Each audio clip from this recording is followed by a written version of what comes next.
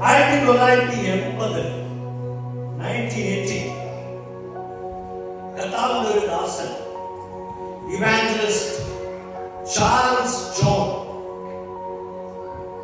താന് തിരുവനന്തപുരം അടുത്തൊരു സ്ഥലത്ത് ഒരു സുവിശേഷ യോഗത്തിൽ പ്രസംഗിക്കാൻ വേണ്ടി പോയപ്പോൾ തനിക്കൊരു വാർത്ത കിട്ടി.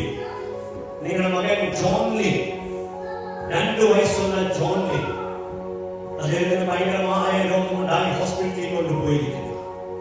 ഈ ചാൾസ് ജോൺ എന്ന് പറയുന്ന ഇവാഞ്ചലിസ്റ്റ് വേഗത്തിൽ തിരുവല്ല മെഡിക്കൽ മിഷനിൽ ചെന്നു. ഡോക്ടേഴ്സ് പറഞ്ഞു ഈ കുഞ്ഞ് ജീവിക്കാൻ സാധ്യത കുറവാണ്. പക്ഷെ നിങ്ങൾ പ്രാർത്ഥിക്കുന്ന വ്യക്തികളല്ലേ, നിങ്ങൾ പ്രാർത്ഥിക്കും. ഞങ്ങൾ ഈ കുഞ്ഞിനെ ICUലോട്ട് ഷിഫ്റ്റ് ചെയ്യാൻ പോകുകയാണ്.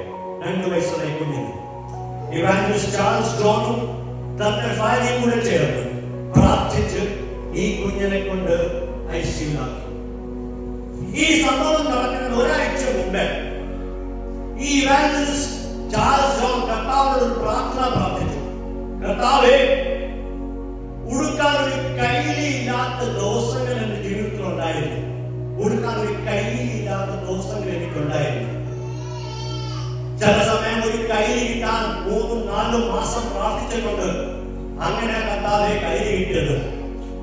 ഞാൻ അങ്ങനെ കർത്താവിൽ ആശ്രയിച്ച് ജീവിച്ച ഒരു വ്യക്തിയാണ്.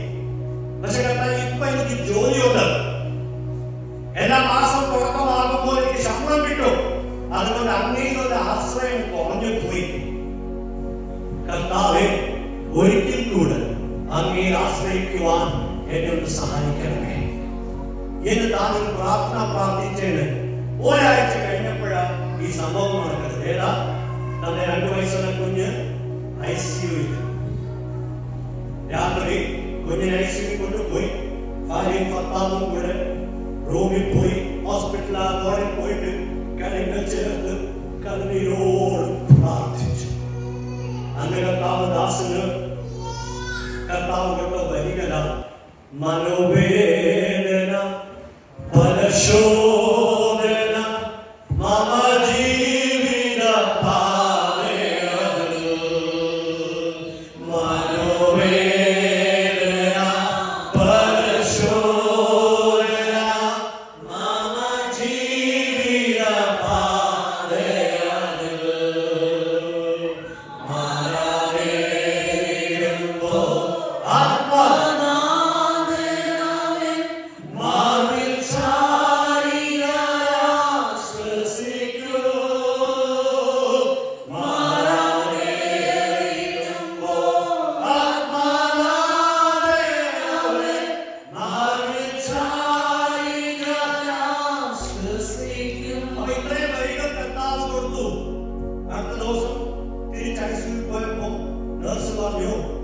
ദൈവം നിങ്ങളുടെ പ്രാർത്ഥന കേട്ടു. കുഞ്ഞിന് സൗഖ്യമുണ്ട്, ആശ്വാസമുണ്ട്. 2 ദിവസം കഴിഞ്ഞപ്പോൾ ഈ കുഞ്ഞിനെ കൊണ്ട് വീട്ടിൽ പോയി.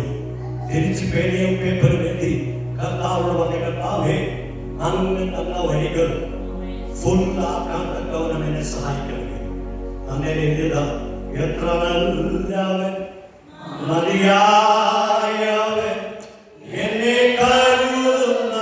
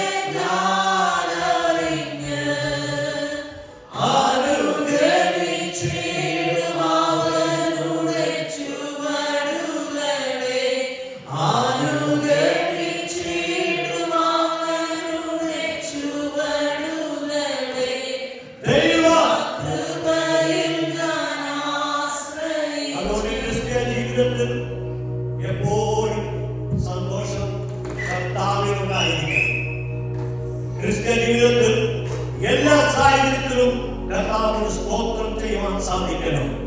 അതിനു വേണ്ടിയത് കൺസിസ്റ്റന്റ് ആയി കർത്താവിനോട് കമ്മ്യൂണിക്കേഷൻ.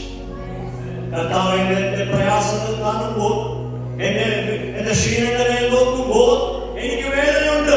യെസ്, പക്ഷെ കർത്താവേ, അങ്ങയോട് കമ്മ്യൂണിക്കേറ്റ് ചെയ്യുമ്പോൾ, അങ്ങയോട് സംസാരിക്കുമ്പോൾ, കർത്താവേ, എനിക്കൊരു കാര്യം ഉറപ്പുണ്ട്, എനിക്ക് അങ്ങയോട് താങ്ക് യു അല്ലാതെ വേറെ ഒന്നും പറയാൻ പറ്റില്ല. അങ്ങനെയൊരു ഇടം കൂടാതെ പ്രാർത്ഥിക്കണം. ജോലിയിലായിരിക്കുമ്പോഴും കർത്താവിനോട് കമ്മ്യൂണിക്കേറ്റ് ചെയ്യും. അതിനർത്ഥം ജോലി വിട്ടിട്ട് ഒരു മൂലം പോയി പ്രാർത്ഥിക്കാനല്ലോ. കർത്താവ് ആഗ്രഹിക്കുന്നത് കിച്ചണിലായിരുന്നാലും വാഷ്റൂമിലായിരുന്നാലും വണ്ടി ഓടിക്കുമ്പോഴും കർത്താവിനോടൊരു കമ്മ്യൂണിക്കേഷൻ. അങ്ങനെ കമ്മ്യൂണിക്കേറ്റ് ചെയ്യുമ്പോൾ കുടുംബജീവിതം തകർക്കുവാൻ നോക്കുന്ന പൈശാചിക ശക്തികൾ യേശു ക്രിസ്തുവിന്റെ കാൽ കീഴെ ഇറങ്ങി വരും. കുഞ്ഞിനെ ഭാവി തകർക്കുവാൻ